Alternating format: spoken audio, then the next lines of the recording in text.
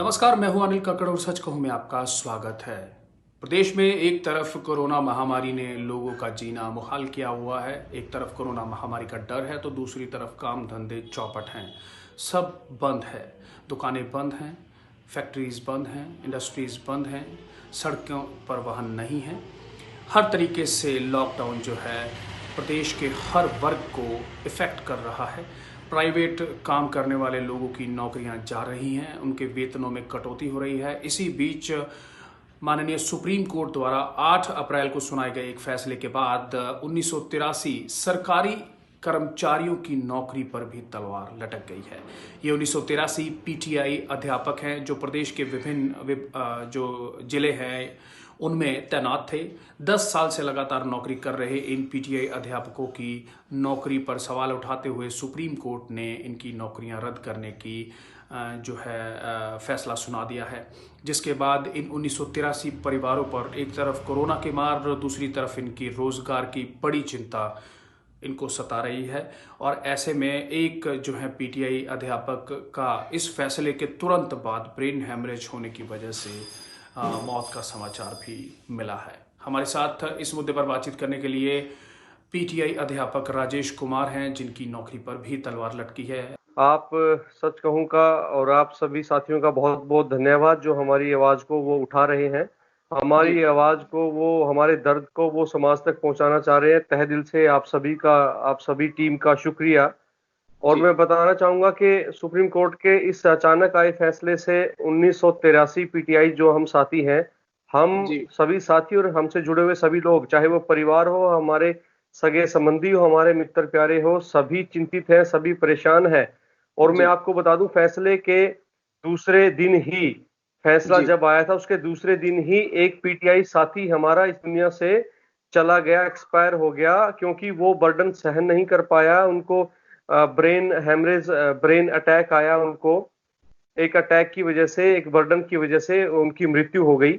और जी। बहुत सारे साथी इसी परिस्थितियों से गुजर रहे हैं, बहुत ज्यादा टेंस है, ना उनको भूख लग रही है, ना प्यास लग रही है, क्योंकि रोजगार ही सबसे बड़ा रहता है। हम्म। सभी के लोन चल रहे हैं, हाउस लोन जी। चल रहे हैं, पर्सनल लोन चल रहे हैं।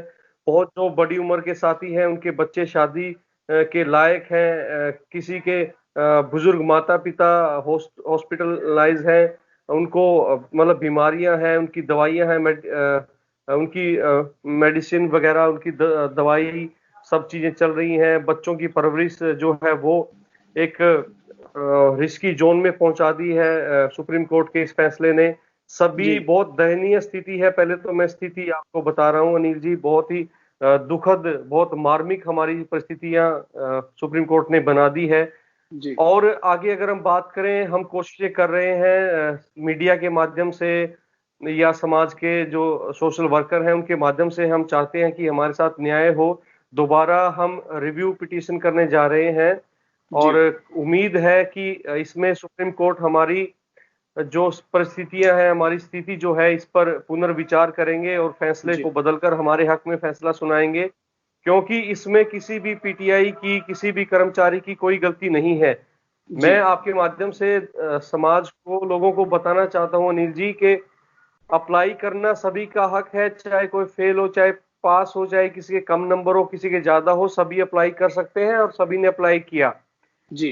अब रखना किसको है, सेलेक्ट किसको करना है, ये कमीशन का काम है, ये उन अधिकारियों का काम है जो चयन करते हैं। ये चयन प्रक्रिया है, जी। उसमें हो सकता है कहीं ना कहीं सुप्रीम कोर्ट पर लगा हो कि उसमें कुछ खामियां मिली है, उन्हें कुछ प्रॉब्लम लगी है। जी। तो मैं उनसे सिर्फ यही रिक्वेस्ट करता हूं, विनम्र प्रार्थना करता हूं कि जिन लोगों ने गलत तरीके से भर्ती की है, अगर जी। ये भर्ती गलत है, तो जिन लोगों ने गलत तरीके से भर्ती की है उनके ऊपर एक्शन लिया जाए, उनके ऊपर कार्रवाई की जाए, ना कि कर्मचारियों के ऊपर।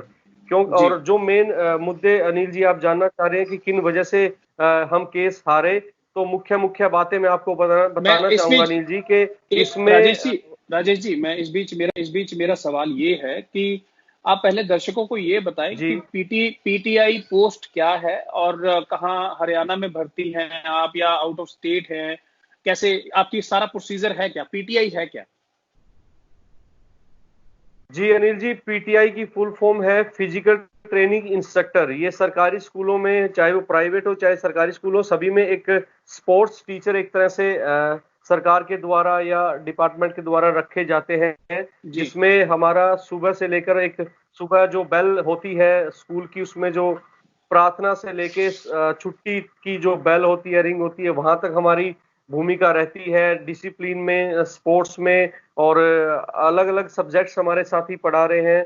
बहुत सारे जी साथी इतने एजुकेटेड हैं कि वो प्रमोट होकर लेक्चरर, प्रोफेसर तक पहुंच गए हैं। जी ये एक पीटीआई की पोस्ट इसमें रहती है। मेनली जी जो जी काम है स्पोर्ट्स का रहता है इनका, स्पोर्ट्स जी को ये मोटिवेट करते हैं, आगे लेकर जाते हैं स्पोर्ट्स को।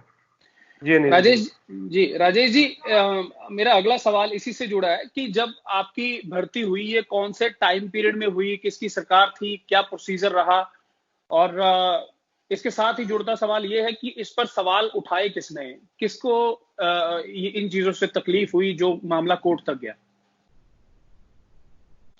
जी अनिल जी, हम 2010 में 23 अप्रैल को हम 2010 में हमारी जो है ये डिक्लेयर हुआ था, रिजल्ट आया था, और मई में हमने ज्वाइन किया था 2010 में। उस टाइम सरकार जो रही है, उस टाइम कांग्रेस सरकार रही है, जी कांग्रेस सरकार थी उस टाइम पे। और जी जहां तक ये सवाल है आपका कि ये कोर्ट में केस किसने फाइल किया, ये वो साथी हैं, पीटीआई साथी, जो जिन्होंने अप्लाई किया था लेकिन वो लगे नहीं, किसी कारणवश दुर्भाग्यवश उनकी सिलेक्शन नहीं हुआ। तो जी उनको एक खार थी या उनको एक चिढ़ थी, जिस चीज को वो खींचते हुए कोर्ट में लेके गए, और उनकी इसमें एक जीत हुई है। जीत के कारण मैं आपको बता दूंगा कि हम क्यों हारे। तो इसमें हार के मुख्य कारण जो कोर्ट ने बताए हैं, गिनवाए हैं, वो ये है कि अनिल जी, इसमें नंबर बढ़ा दिए गए थे कि 15 से 25 कर दिए गए थे। और जी दूसरा, इसमें जो टेस्ट हुआ था वो टेक्निकल प्रॉब्लम से खारिज कर दिया गया था, कैंसिल कर दिया गया था।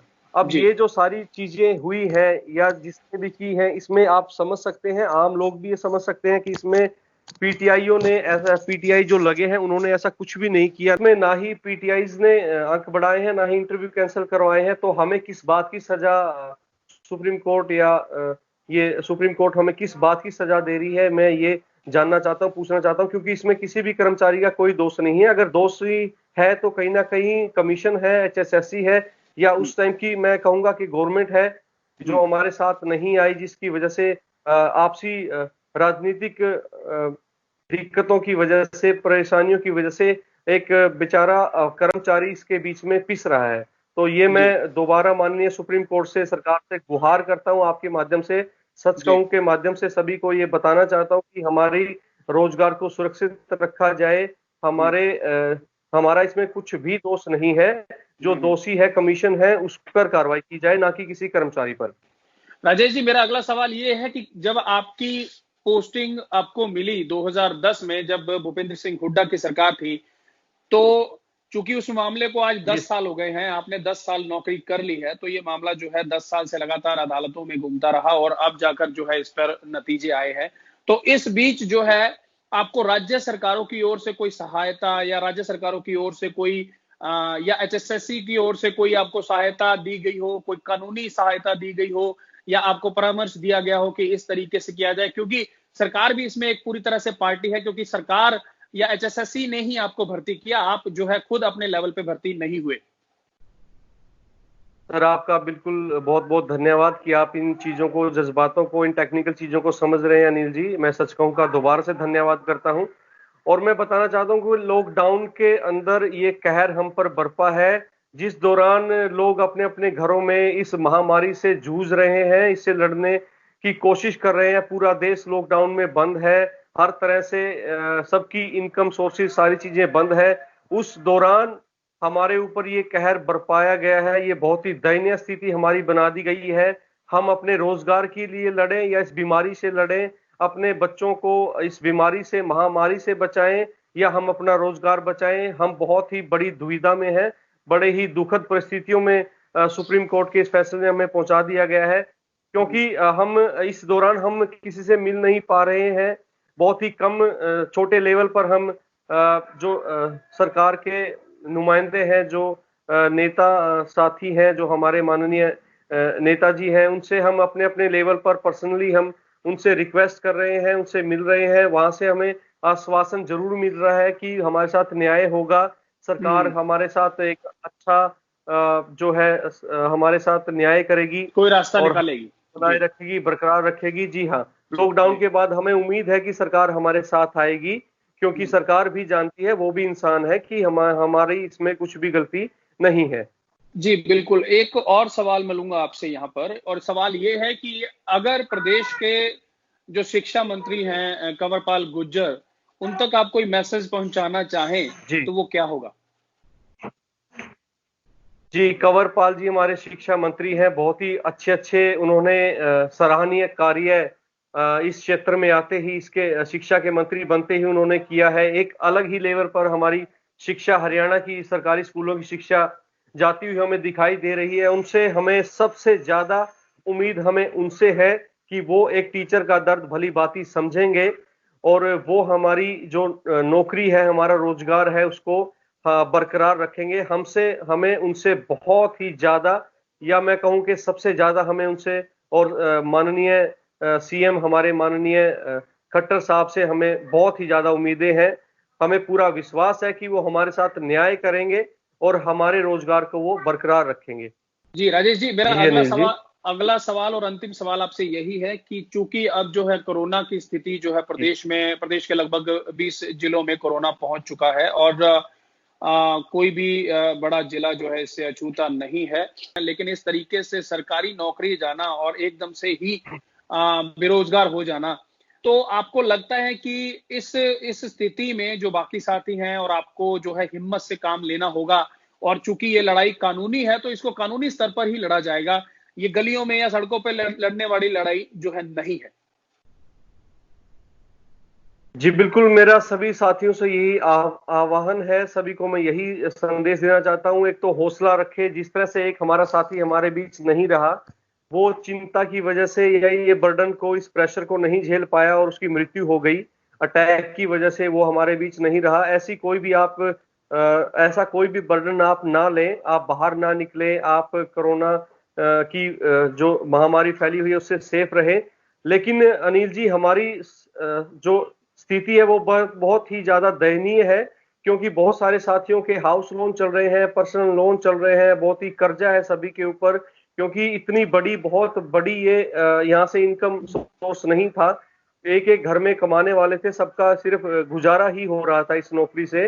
तो ये बहुत ही बड़ी संकट की घड़ी हमारे ऊपर टूट पड़ी है, और इसमें मैं यही आपके चैनल के माध्यम से, मैं सच कहूं के माध्यम से सरकार से और लोगों से यही अपील करता हूं कि वो हमारे साथ खड़े रहें, हमारे दर्द को समझें, टेक्निकल चीजों को आप समझें, क्योंकि इसमें पीटीआई साथियों की बिल्कुल भी जरा सी भी गलती नहीं है, और अगर जिसकी गलती है आप उसको सजा दें। सभी 1983 के रोजगार पर आप लात ना मारें, उनके पेट पर लात ना मारें, यही मेरी आप सबसे विनम्र प्रार्थना है। उम्मीद है कि आपकी जो है रिव्यू पिटीशन जो है अदालत में सुनी जाएगी और आपको पूर्ण न्याय जो है अदालत की ओर से मिलेगा। धन्यवाद। जी अनिल जी, बहुत बहुत शुक्रिया, और मैं दोबारा से फिर सच कहूं का धन्यवाद करना चाहता हूं कि हमारी आवाज को सुना, और हमारी आवाज को, मुझे उम्मीद है कि वो आगे तक समाज में, और हमारे शिक्षा मंत्री, हमारे माननीय मुख्यमंत्री तक वो हमारी आवाज को, हमारे दर्द को पहुंचाएंगे। हमारा जो ये माध्यम बना है, सच कहूं, इसका मैं कोटि कोटि नमन करता हूं, सलाम करता हूं, धन्यवाद करता हूं। शुक्रिया जी। देश विदेश की तमाम खबरों से जुड़े रहने के लिए सब्सक्राइब करें सच कहूं, और बेल आइकन प्रेस करके पाएं हर लेटेस्ट अपडेट सबसे पहले।